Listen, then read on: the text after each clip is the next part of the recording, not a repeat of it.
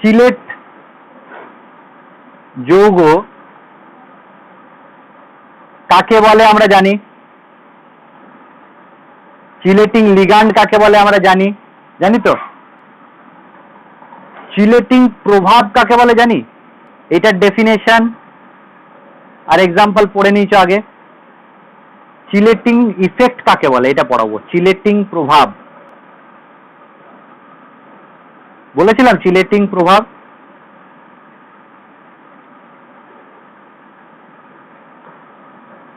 Chelating প্রভাব বা chelating effect বলিনি তো।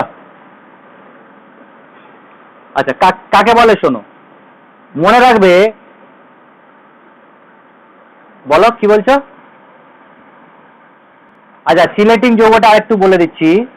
যে সকল কোঅর্ডিনেশন যৌগে লিগ্যান্ডটা চিলেটিং লিগ্যান্ড যদি হয়, যেমন আমি একটা লিগ্যান্ডের উদাহরণ দিচ্ছি, ইএন একটা লিগ্যান্ড, সেই সিওইএন যদি থাকে, সিওইএন হোল 3 2+, যেহেতু এই লিগ্যান্ডটা ইএন লিগ্যান্ডটা হচ্ছে চিলেটিং লিগ্যান্ড,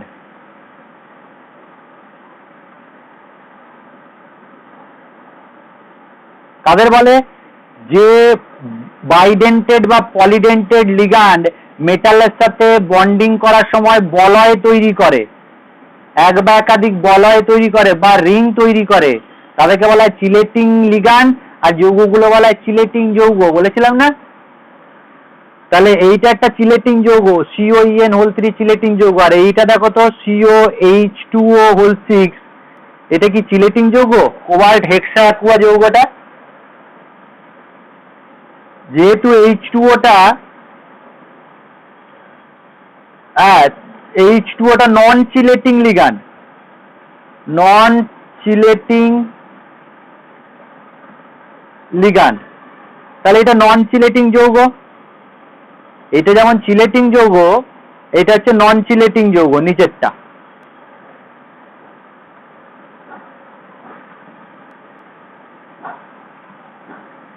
তাহলে এটা নন চিলেটিং।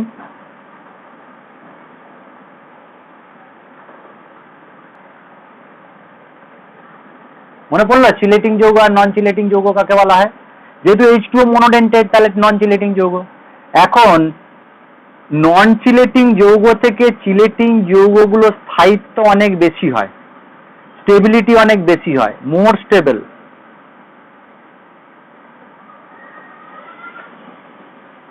এই যে স্থায়িত্ব বেশি হয় নন চিলেটিং যৌগ থেকে চিলেটিং যৌগগুলো, সেই প্রভাবটাকে বলা হয় চিলেটিং প্রভাব, লেস স্টেবল। কি বললাম, যে কোনো নন চিলেটিং যৌগ থেকে চিলেটিং যৌগগুলোর স্থায়িত্ব অনেক বেশি হয়, সুস্থিতি অনেক বেশি হয়, এই প্রভাবটাকেই বলা হয় চিলেটিং প্রভাব। এই প্রভাবটা আরেকটা নাম হচ্ছে এনট্রপি প্রভাব বলা হয়, এনট্রপি ইফেক্ট, এনট্রপি ইফেক্ট বা এনট্রপি প্রভাব। তোমাকে কোশ্চেন দেবে যে চিলেটিং প্রভাব কি,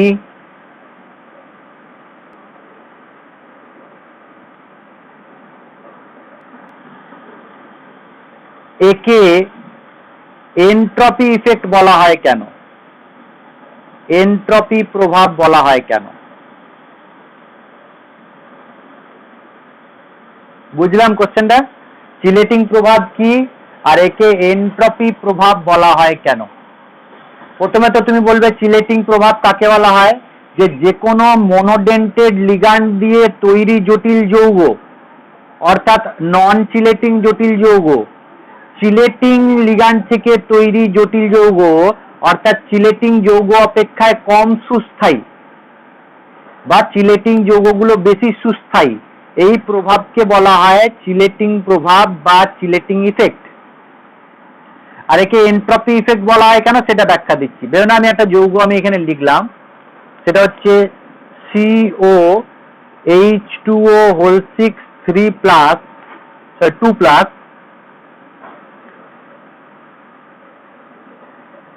3+ লিখলে অসুবিধা নেই, 3+, তার সাথে আমি ভেবে নাও 6টা অ্যামোনিয়ার বিক্রিয়া করেছি, 6NH3, তাহলে কি তৈরি হবে, সেটা তৈরি হবে CONH3 হোল 6 3 প্লাস 6H2O। দেখো তো বুঝতে পারলাম কিনা? COH2O হোল 6 3 প্লাস, তার সাথে 6টা অ্যামোনিয়া বিক্রিয়া করলাম, রিয়াকশন হয়ে গেছে। আবার আমি লিখেছি COH2O হোল 6 3 প্লাস, তার সাথে 3টে ইথিলিন ডাইঅ্যামিন বিক্রিয়া করিয়েছি, তাহলে তৈরি হয়েছে COEN হোল 3 প্লাস 6H2O। দেখো এই দুটো বিক্রিয়াতে আমি কি দেখতে পাচ্ছি? বাঁ দিকে প্রথম 1 নাম্বার রিয়াকশন আর 2 নাম্বার রিয়াকশন, প্রথম যে রিয়াকশনটা আছে সেই রিয়াকশনে বাঁ দিকে দেখো একটা কণা আছে জটিল যৌগ আর 6টা অ্যামোনিয়া, তাহলে কটা কণা আছে টোটাল? 7টা কণা। আর এইদিকে কটা কণা আছে দেখো তো, ডান দিকে কটা কণা আছে?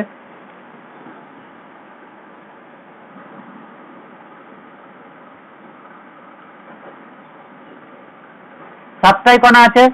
CONH3 হোল 6 একটা আর H2O 6টা। এবার এটা তোমাদের কাছে আমি আশা করি বলতে পারবে তোমরা, এই বাঁ দিকে দ্বিতীয় রিয়াকশনে বাঁ দিকে কটা কণা আছে? টোটাল কটা কণা আছে বাঁ দিকে? 4টে কণা আছে, একটা জটিল যৌগ আর 3টে ইথিলিন ডাইঅ্যামিন। আর ডান দিকে কতগুলো কণা আছে? ডান দিকে কতগুলো কণা আছে?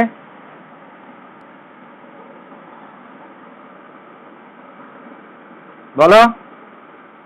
7টা কণা আছে। যে বলতে পারছো সে বুঝতে পারছো। তাহলে ওপরে যে রিয়াকশনটা হয়েছে, এই যে COH2O হোল 6 3 প্লাস, এটা জটিল যৌগ, এটা নন চিলেটিং না চিলেটিং? ওপরেরটা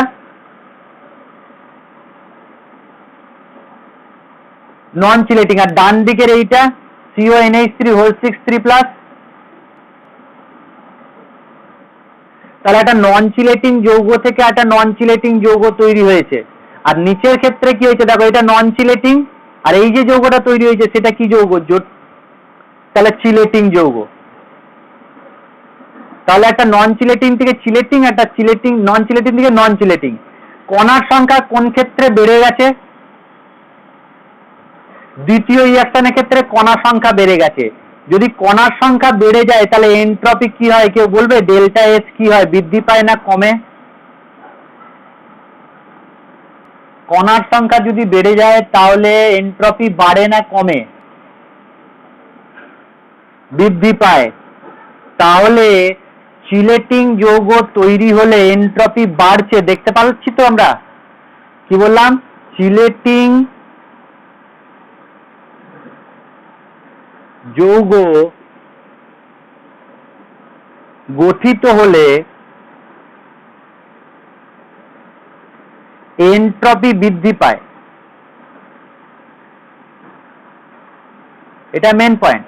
আচ্ছা, এনট্রপি যদি বৃদ্ধি পায় তাহলে একটা ফর্মুলা জানি, সেই ফর্মুলাটা হচ্ছে delta G0 delta H0 minus T del S, Gibbs Helmholtz equation, গিবসের এই যে সমীকরণটা পেয়েছিলাম, এইটা একটা ব্যাপার। এইখানে যদি এনট্রপিটা বৃদ্ধি পায়, এইটা যদি বৃদ্ধি পায় আর বাকি সবগুলো যদি স্থির থাকে, তাহলে জি এর কি পরিবর্তন হবে?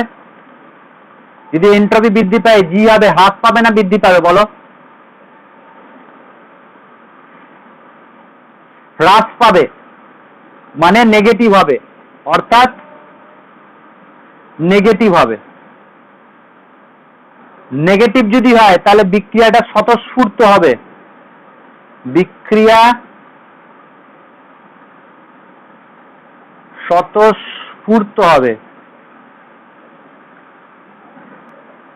স্পন্টেনিয়াস হবে।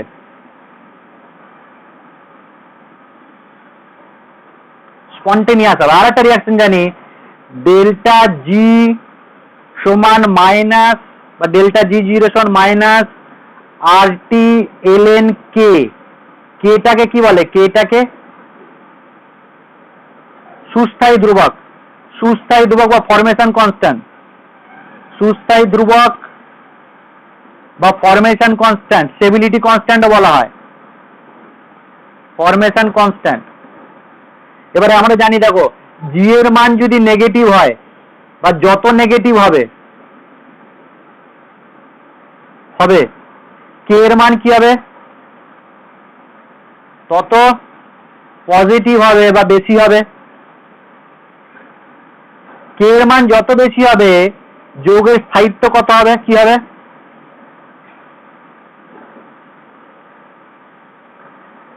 যৌগের স্থায়িত্ব তত বেশি হবে। তাহলে আমরা বলতে পারি যে চিলেটিং যৌগ যদি বেশি হয়, ভালো করে শুনবে এটা, চিলেটিং যৌগ গঠিত হলে এনট্রপি বৃদ্ধি পায়, এনট্রপি যদি বৃদ্ধি পায় তাহলে ডেল্টা জি নেগেটিভ হয়, ডেল্টা জি যদি নেগেটিভ হয় তাহলে ডেল্টা কে পজিটিভ হয়, ডেল্টা কে যত পজিটিভ হবে তত যৌগটার স্থায়িত্ব হবে। বোঝাতে পারলাম? চিলেটিং যৌগ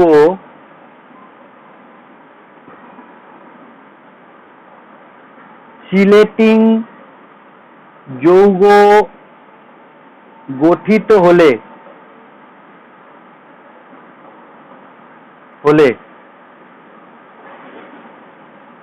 ডেল্টা এস বৃদ্ধি পায়, ডেল্টা এস বৃদ্ধি পেলে ডেল্টা জি হ্রাস পায় অর্থাৎ নেগেটিভ হয়, ডেল্টা জি হ্রাস পেলে কে বৃদ্ধি পায় মানে পজিটিভ হয়, আর কে বৃদ্ধি পেলে যৌগটি স্থায়ী হয়।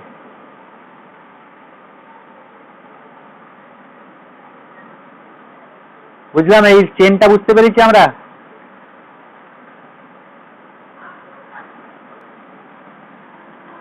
তাহলে এই প্রভাবটাকে, চিলেটিং প্রভাবটাকে এনট্রপি প্রভাব বলে কেন? কারণ পুরো জিনিসটা এনট্রপির উপর ডিপেন্ড করছে। দেখে নাও তাহলে চিলেটিং যৌগকে এনট্রপি যৌগ, এনট্রপি ইফেক্ট বলা হয় কেন আমরা জেনে গেলাম। আর একটা জিনিস এখানে বলে দিই যে জটিল যৌগের কি কি গুরুত্বপূর্ণ, জটিল যৌগের গঠনের গুরুত্ব একটু দেখে নেবে, রিডিং পড়ে নেবে, জটিল যৌগের গঠনের গুরুত্ব। আর একটা ডেফিনেশন দেব, সেটাকে বলা হয় অন্তর্ধাতব চিলেট, অন্তর্ধাতব চিলেট। এটা আর একটা নাম আছে ইনার মেটালিক কমপ্লেক্স, এটা মনে রাখবে, ইনার মেটালিক কমপ্লেক্স বা অন্তর্ধাতব জটিল যৌগ বলা হয়। ডেফিনেশন, অন্তর্ধাতব চিলেট বা অন্তর্ধাতব জটিল যৌগ বা ইনার মেটালিক কমপ্লেক্স কাকে বলা হয়। একটা যৌগের উদাহরণ দিচ্ছি, সেটা হচ্ছে CuGly whole 2 third bracket complete. CuGly, GLY মানে জানি তো, GLY মানে হচ্ছে NH2 CH2 COO-, গ্লাইসিন, গ্লাইসিনেটো। এখন তোমাকে যদি জিজ্ঞাসা করা হয় যে এই যৌগটা আমি যেটা লিখেছি Cu জারণ সংখ্যা কত, GLY হচ্ছে নেগেটিভ -1, তাহলে Cu জারণ সংখ্যা কত বলো? +2, আর Cuর অক্সিডেশন নাম্বার হয়ে গেল +2, আর Cu কোঅর্ডিনেশন নাম্বার কত, 4। এবার আমাকে বলো যে Cuর অক্সিডেশন নাম্বার আর কোঅর্ডিনেশন নাম্বার কে পরিতৃপ্ত করেছে?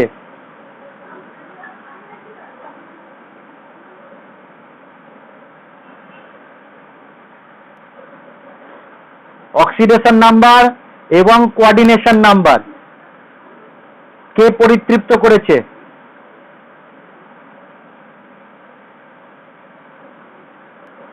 বলতে পারছি না।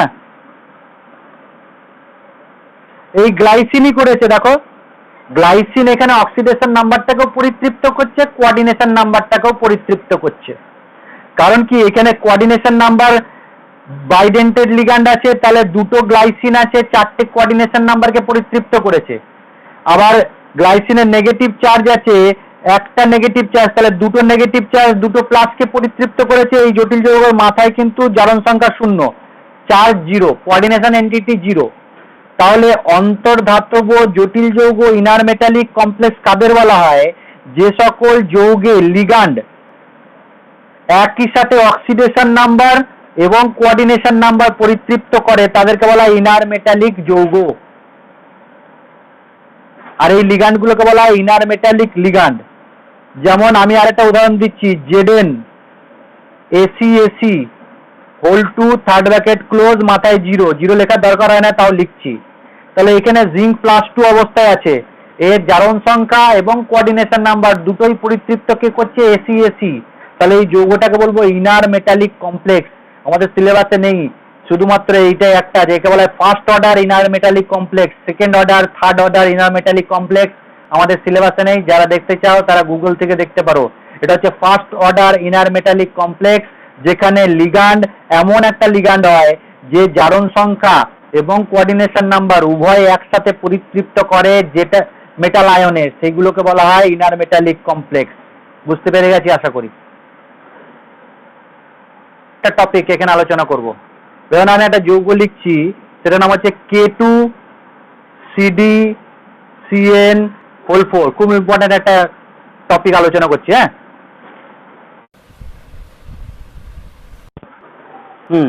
একটা জিনিস যেটা আলোচনা করছিলাম, ইম্পর্টেন্ট একটা টপিক আছে CdCuCN4। এই CdCuCN4 এইখানে দেখো পটাশিয়াম আছে কোঅর্ডিনেশন স্ফিয়ারের বাইরে, মানে কাউন্টার আয়ন, আর লিগ্যান্ড আছে সাইনাইড। আচ্ছা, আমি তার আগে একটা জিনিস বলে দিই, ক্যাডমিয়ামের সাথে, এখানে পাশে বলে লিখছি, ক্যাডমিয়ামের সাথে যদি ক্যাডমিয়াম 2+ এর সাথে যদি H2S রিয়াকশন করে, তাহলে একটা যৌগ তৈরি হয়, সেই যৌগটা হচ্ছে ক্যাডমিয়াম সালফাইড। কেউ এর বর্ণ জানো কিরকম দেখতে হয় বর্ণটা? এটা হয় ইয়েলো কালার, হলুদ বর্ণ। আর একটা আছে কপার 2+, এর সাথে যদি H2S গ্যাসের রিয়াকশন করি আমি, তাহলে পাওয়া যায় CuS, কপার সালফাইড। এর বর্ণ জানো কেউ? Black colour, black, very good, black colour. এটা আমি সাইডে রাখলাম। এখন আবার এই টপিকে এলাম। ক্যাডমিয়াম মানে K2CdCN4 এর সাথে আমি কি করছি? একে জলে দ্রবীভূত করছি। জলে দ্রবীভূত করলে কি হবে? 2K+ plus CdCN4 2-। এর সাথে যখন H2S গ্যাস আমি দেব এই দ্রবণে, অর্থাৎ একটা টেস্ট টিউবের মধ্যে এই যৌগটাকে নিয়েছি, তার মধ্যে জল দিয়েছি, জলে দ্রবীভূত করে H2S গ্যাস পাস করাচ্ছি, দেখা যাচ্ছে যে ইয়েলো কালারের প্রেসিপিটেট পাওয়া যাচ্ছে। ইয়েলো কালারের প্রেসিপিটেট পাওয়া যাচ্ছে। এটা কি করে সম্ভব? হ্যাঁ, এটা তো হওয়ার কথা ছিল না, এটা তো হতে পারে না। কি করে হতে পারে এটা? আবার দেখো আরেকটা উদাহরণ নিচ্ছি, K3CuCN4। এখানে CuCN নিয়েছি, কপার নিয়েছি, ঠিক আছে? সেই কপারটা নেওয়ার পরে আমি একে জলীয় দ্রবণে দিয়েছি, তাহলে পটাশিয়াম 3টে আর CuCN4 সিঙ্গেল মাইনাস হয়েছে। একে যখন আমি H2S গ্যাস পাস করছি, কোনো প্রেসিপিটেট পাচ্ছি না, নো প্রেসিপিটেট। এটা কি বলছো অরিত্র? এটা তো হওয়ার কথাই নাকি? এটাই হওয়ার কথা। তাহলে অরিত্র বলছে এইটা হওয়ার কথা, ঠিকই আছে, কিন্তু ইয়েলো কালার কি করে হয়ে গেল? ইয়েলো কালার হওয়া মানে কি? ক্যাডমিয়াম 2+ বেরিয়ে যাচ্ছে থার্ড ব্র্যাকেট থেকে। সেটা কি থার্ড ব্র্যাকেট থেকে ক্যাডমিয়াম প্লাস বেরোয়ার কথা আছে? জটিল যৌগের উদাহরণ কি বলেছিলাম বা সংজ্ঞায় কি বলেছিলাম? যে থার্ড ব্র্যাকেটের মধ্যেই থাকবে, অর্থাৎ নিজের স্বাধীন সত্তা বজায় রাখবে জলীয় দ্রবণে আর কঠিন অবস্থায়। কিন্তু এইখানে কি ঘটনা ঘটে গেল? ক্যাডমিয়ামও বেরিয়ে গেছে জটিল যৌগ থার্ড ব্র্যাকেট থেকে, আবার সাইনাইডও বেরিয়ে গেছে। অর্থাৎ যে সকল জটিল যৌগ কঠিন অবস্থায় নিজের স্বাধীন সত্তা বজায় রাখে কিন্তু জলীয় দ্রবণে নিজের স্বাধীন সত্তা বজায় রাখতে পারে না, আংশিক বিয়োজিত হয়। আংশিক বিয়োজিত হয়, তাকে বলা হয় অসম্পূর্ণ জটিল যৌগ। ইংলিশে বলা হয় ইমপারফেক্ট কমপ্লেক্স সল্ট। আর যারা জলীয় দ্রবণে এবং কঠিন অবস্থায় এবং জলীয় দ্রবণে স্বাধীন সত্তা বজায় রাখতে পারে, তাদেরকে বলা হয় পারফেক্ট কমপ্লেক্স সল্ট বা সম্পূর্ণ জটিল যৌগ, এইটা দেখবে তুমি পাবে যেখানে সেই পড়েছিলাম না, একদম প্রথম দিকে পড়েছিলাম, দেখবে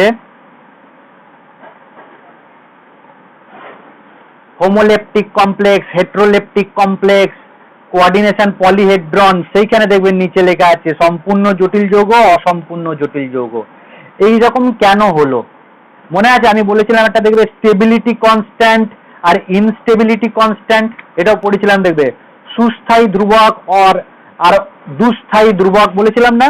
একটাকে বলেছিলাম কে আর এটাকে বলেছিলাম 1/k অনন্যক, এই ব্যাপারটা বলেছিলাম মনে আছে? একটা টপিকে বলেছিলাম, দেখবে স্টেবিলিটি কনস্ট্যান্ট আর ইনস্টেবিলিটি কনস্ট্যান্ট, এদের ইনস্টেবিলিটি কনস্ট্যান্টের মান বেশি থাকে তাই বিয়োজন হয়ে যায়।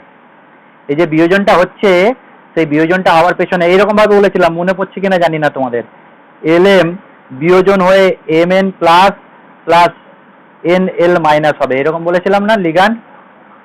এটা বলেছিলাম বিয়োজন মাত্রা তখন বেশি হবে, 1/k এর মান যত বেশি হবে, বিটা দিয়েও বলেছিলাম।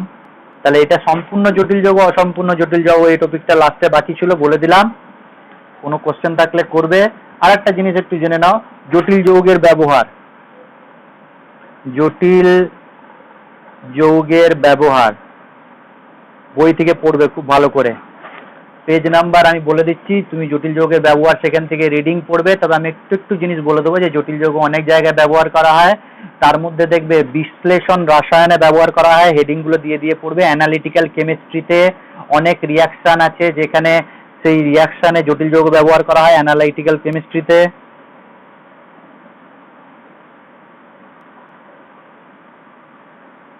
কেমিস্ট্রিতে ব্যবহার করা হয়। আর কোথায় ব্যবহার করা হয় দেখবে, জলের ক্ষরতা নির্ণয়, হার্ডনেস অফ ওয়াটারে ব্যবহার করা হয়, ওয়াটারের ডিটেকশনে ব্যবহার করা হয়। আচ্ছা, মেটাল আইসোলেশনে ব্যবহার করা হয়, মেটাল নিষ্কাশনে ব্যবহার করা হয়, ধাতু নিষ্কাশন করবে। আর মেডিসিন হিসাবে তো বলেইছিলাম যে অনেক মেডিসিনে ব্যবহার করা হয়, অনেক জটিল যৌগকে ডিটেক্ট করার জন্য ব্যবহার করা হয়। আচ্ছা, তারপরে আছে শিল্পে ব্যবহার করা হয়, অনেক ইন্ডাস্ট্রিতে ব্যবহার করা হয় জটিল যৌগ, ফটোগ্রাফিতে ব্যবহার করা হয় জটিল যৌগ, মেডিসিন হিসাবে যেটা ব্যবহার করা হয়, একটু পড়বে তুমি এগুলো, হ্যাঁ। মেডিসিন হিসাবে ডট ডট করে চলে গেলাম, মেডিসিন হিসাবে যেটা ব্যবহার করা হয় সেটা সিস প্লাটিন বলে একটা যৌগ আছে, সিস প্লাটিন, এটা ইম্পর্টেন্ট বলে বললাম। সিস প্লাটিন কি? PTNH3(2Cl2) বলেছিলাম মনে আছে? সিস যদি হয় তাহলে সেটাকে সিস প্লাটিন বলে। এটা অ্যান্টি টিউমার বা এটা অ্যান্টি টিউমার বা ক্যান্সারের চিকিৎসায় ব্যবহার করা হয়, ক্যান্সারের চিকিৎসায় সিস প্লাটিন। আর এই যে হার্ডনেস অফ ওয়াটার, আমরা জানি জলের ক্ষরতা নির্ণয় করা হয়, মানে তুমি যদি লিগ্যান্ড দিয়ে দাও, EDTA লিগ্যান্ড দাও, EDTA, সেই EDTA লিগ্যান্ডের সাহায্যে আমরা হার্ডনেস অফ ওয়াটার বার করতে পারি। যে কোনো মেটাল আইসোলেশন, আমি এটাও বলেছিলাম যে অনেক মেটাল যেগুলো আমাদের বডিতে চলে গেছে, যেটা আমাদের প্রয়োজনীয় নয়, আমাদের শরীরের জন্য ক্ষতিকারক, সেই মেটালটা যদি আমাদের বডিতে চলে যায়, তাকে লিগ্যান্ড দিয়ে আমি জটিল যৌগ তৈরি করব, সেই জটিল যৌগগুলো স্টেবল হয়, সেগুলো নিউট্রাল করে ইউরিনের মাধ্যমে বেরিয়ে চলে আসবে। তাহলে সেই মেটালগুলো আমাদের বডিতে ডিটেক্ট আইসোলেট করতে পারি, বডি থেকে আইসোলেশন করতে পারি, বা কোনো যৌগ থেকে আমি যেমন গোল্ড নিষ্কাশন যখন করবো না, গোল্ড সোনার নিষ্কাশন, সেই সোনার নিষ্কাশনের ক্ষেত্রে কিন্তু আমাদের এই জটিল যৌগ সাহায্য নিতে হয়, জটিল যৌগ তৈরিতে বা লিগ্যান্ডের সাহায্য নিয়ে আমি এগুলো করতে পারি। তাহলে একটু রিডিং পড়বে, আমি বেশি ডিটেলসে বললাম না, রিডিং পড়ে নেবে, একটা দুটো ব্যবহার মুখস্থ করলেই হবে। আর একটা পয়েন্ট সেটাও বলে দিই, খুব ইম্পর্টেন্ট একটা পয়েন্ট, সেটাকে বলা হয় সাইনার্জি ইফেক্ট। এটাই শেষ বলতে পারি, কোঅর্ডিনেশনে আমাদের শেষ টপিক সাইনার্জিক ইফেক্ট। এটাও আমি বলেছিলাম, তাও একবার বলে দিই। সাইনার্জিক ইফেক্ট পেজ নাম্বার 577 পেয়ে যাবে, ছায়া প্রকাশনী। দেখবে এখানে অনেকগুলো জটিল যৌগ দেওয়া আছে। মেটাল কার্বনিলের যে যৌগ, মেটাল কার্বনিল বলেছি তো, কিছু কিছু মেটাল কার্বনিল আছে, যেমন NiCO4, একটাই মেটাল আর বাকিগুলো লিগ্যান্ড থাকে, এরকম। আবার অনেক লিগ্যান্ড আছে, মেটাল আছে যেখানে আমরা দুটো মেটাল থাকতে পারে, যেমন ম্যাঙ্গানিজ 2CO ফোল্টেন, কোবাল্টের এরকম যৌগ আছে। এই ধরনের লিগ্যান্ড যেখানে দুটো মেটাল থাকে, যেখানে মেটাল মেটাল বন্ডিং থাকে, তাকে বলা হয় পলিনিউক্লিয়ার কার্বনিল যৌগ। এগুলো বলা হয় পলিনিউক্লিয়ার, মানে একের অধিক মেটাল থাকে। আর এগুলোকে বলা হয় মোনোনিউক্লিয়ার কার্বনিল যৌগ, একটাই লিগ্যান্ড মেটাল থাকে। ঠিক আছে, এবার দেখো আমি যেটা বলছি সাইনার্জিক ইফেক্ট, এই কথাটা কোথা থেকে এসছে কেউ বলতে পারবে? সাইনার্জি, এনার্জি থেকে এসছে। দেখো এনার্জি থেকে, এনার্জি থেকে এসছে সাইনার্জি। মনে রাখবে এটা মানে এমনি ট্রেনিং এও খুব ব্যবহার করা হয়। ট্রেনিং, মোটিভেশনাল ট্রেনিং বা কর্পোরেট ট্রেনিং এ সাইনার্জি কথাটা ব্যবহার করা হয়। না, তুমি একা যদি কোনো কাজ করো তাহলে সেই কাজটা তুমি যত ভালো করতে পারবে, তুমি যদি একটা টিম তৈরি করো তাহলে সেই কাজটা তুমি আরো ভালো করতে পারবে। তার মানে তোমার একার এনার্জি আর আরো যত টিম মেম্বার সবাইকে নিয়ে যে এনার্জিটা তৈরি হবে, তাহলে এনার্জি বেড়ে যাওয়া তাকে বলা হয় সাইনার্জি। স্টেবিলিটি বেড়ে যাওয়া তাকে বলা হয় সাইনার্জি। এখন কি হয়, মেটাল, আমি এটা বলেছিলাম, মেটালের সাথে লিগ্যান্ডের একটা বন্ডিং হয়। কার্বনিলের সাথে যে মেটাল, সেই মেটালের সাথে লিগ্যান্ডের বন্ডিং হয়। কে করে? লিগ্যান্ড ডোনেট করে। লিগ্যান্ড নিজের লোন পেয়ার ডোনেট করবে, সেই ডোনেট করার পর একটা সিগমা বন্ড তৈরি হবে। আবার দেখো মেটালের অনেক অরবাইটাল আছে যেগুলো ইলেকট্রন ভর্তি আছে। আমি বলেছিলাম পাই অ্যাসিডিক লিগ্যান্ড, মনে আছে? তাহলে লিগ্যান্ডেরও ফাঁকা কক্ষক আছে। কার্বনের দেখবে এখানে কার্বনিল যৌগে কার্বনের ফাঁকা কক্ষক আছে, মানে অক্টেট ফুলফিল হয়নি। তখন কি করে? মেটাল ব্যাক বন্ডিং করে। মেটালের যে ডি অরবাইটাল, সেই ডি অরবাইটাল থেকে সে ইলেকট্রন ডোনেট করে, ব্যাক বন্ডিং। ব্যাক বন্ডিং করে, এটা পাই বন্ড হয়। তাহলে সিগমা বন্ডও হয়, পাই বন্ডও হয়। মেটালের সাথে লিগ্যান্ডের সিগমা বন্ড আর পাই বন্ড যদি দুটোই হয় তাহলে এই বন্ডটা স্ট্রং হয়ে যায়, স্ট্রেংথটা বেড়ে যায়। এই ঘটনাটাকে বলা হয়, শক্তি বৃদ্ধি হওয়ার ঘটনাটাকে বলা হয় সাইনার্জি ইফেক্ট। অর্থাৎ যে ক্ষেত্রে মেটাল কার্বনিল বন্ডিং হয় সেখানে সিগমার পাই দুটোই হয়। অর্থাৎ সিগমা বন্ড হয় লিগ্যান্ডের সাথে মেটালের লোন পেয়ার ডোনেট করলে হয় সিগমা বন্ড। আবার যে মেটালের যে এক্সট্রা ডি অরবাইটাল ইলেকট্রন আছে, সেই ডি অরবাইটাল ইলেকট্রনটা ব্যাক বন্ডিং হয় ভ্যাকেন্ট ডি অরবাইটাল বা পাই স্টারে বন্ডিংটা করে। মানে মেটালের ডি অরবাইটাল লোন পেয়ারটা ডোনেট করে, মানে ইলেকট্রন ডেন্সিটি ডোনেট করে লিগ্যান্ডের পাই স্টার ফাঁকা কক্ষক অ্যান্টি বন্ডিং এ, অ্যান্টি বন্ডিং অরবাইটালে ডোনেট করে, ব্যাক বন্ডিং করে। ফলে কি হয়? মেটাল আর কার্বনিলের বন্ডটা স্ট্রং হয়ে যায়, বন্ধন শক্তি বেড়ে যায়। এটাকে বলা হয় সাইনার্জিক ইফেক্ট। বুঝতে পারলে? আবার রিডিং পড়ে নেবে সাইনার্জিক ইফেক্টটা কি, দেখে নেবে ভালো করে। তাহলে সবই হয়ে গেছে, শুধুমাত্র কি পড়ে রইলো, যেটা যেটা আমি বাদ দেবো কেন সেটাও বলে দেবো।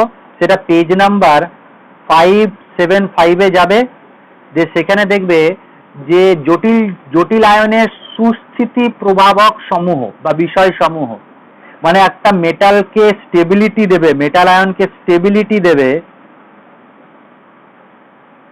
কি কি ফ্যাক্টর, কি কি ফ্যাক্টর মেটালকে স্টেবিলিটি দেবে। এখানে দেওয়া আছে, দেখবে যে ইলেকট্রন ঘনত্ব, লিগ্যান্ডের প্রকৃতি, আর ডি 3D সারিভুক্ত দ্বিযোজী আয়নের একটা ব্যাপার আছে। ইরভিং উইলিয়াম সুস্থিতি ধ্রুবক সারি, এই পয়েন্টটা দেখে নেবে একটু। ইরভিং উইলিয়াম সুস্থিতি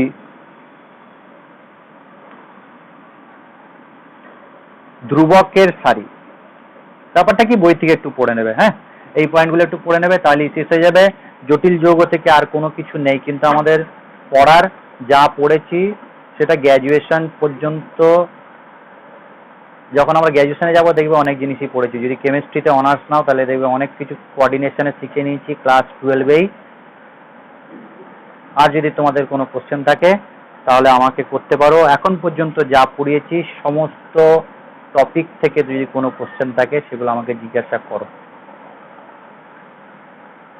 যেটা বাদ রয়ে গেল, তোমাদের ওই যে ক্রিস্টাল ফিল্ড থিওরি পড়িয়েছিলাম সেখানে সীমাবদ্ধতাটা দেখে নেবে। ক্রিস্টাল ফিল্ড থিওরির লিমিটেশন, লিমিটেশনটা কি? ক্রিস্টাল ফিল্ড লিমিটেশন হচ্ছে যে ক্রিস্টাল ফিল্ড এর সাহায্যে আমরা যে strong field ligand, week field ligand বলছি ঠিকই, কিন্তু ওই যে সিরিজটা তৈরি হয়েছে স্পেকট্রোকেমিক্যাল সিরিজ, দেখবে যদি লিগ্যান্ডগুলো নেগেটিভ চার্জ হয়, লিগ্যান্ডগুলো, সেই লিগ্যান্ডগুলোকে তো নেগেটিভ বিন্দু ধরেছিলাম আমি, নেগেটিভ বিন্দু যদি হয় তাহলে এদের তো স্ট্রেংথ বেশি হওয়ার কথা, কিন্তু দেখবে স্পেকট্রোকেমিক্যাল সিরিজে সিএল মাইনাস, এফ মাইনাস এগুলোকে উইক ফিল্ড লিগ্যান্ড বলেছে।